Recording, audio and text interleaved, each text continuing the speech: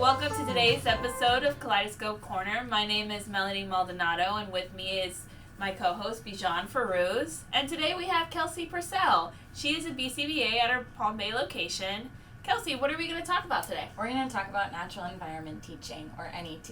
And what is natural environment teaching? So natural environment teaching is a term for when skills are taught or generalized within the natural setting. So say you're working with a child on identifying colors in the structured setting. In the natural environment, you might work on this skill while coloring with the child. And how does this specifically look like? So typically NET is child-led, so they kind of pick the activity. So say the child is engaging and playing with animals. I might come over and take the lion, and they haven't worked on this in structured teaching, so I don't know if they know it. So I pick up the lion and say, what is it? And I prompt them to say it's a lion. They'd say it's a lion. I would give them praise and continue playing with them. Then, for example, say they have worked on identifying a dog in a structured setting. So I'd pick up the dog and I'd say, what is it?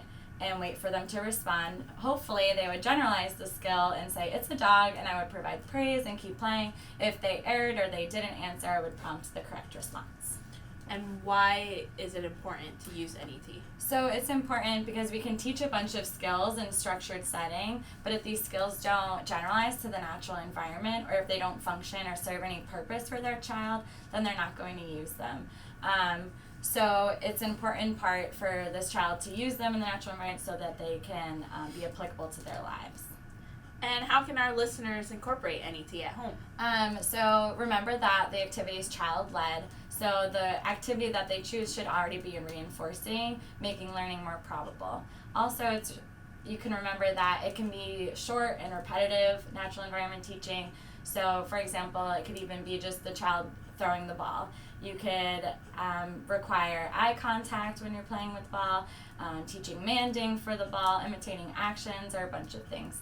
But the most important thing is that you and your child have fun. All right. On behalf of my co-host Bijan and I want to thank you for taking the time and talking to us about this topic. And if you have any more questions, please refer to Behavior Analyst, and they'll help you as best as possible.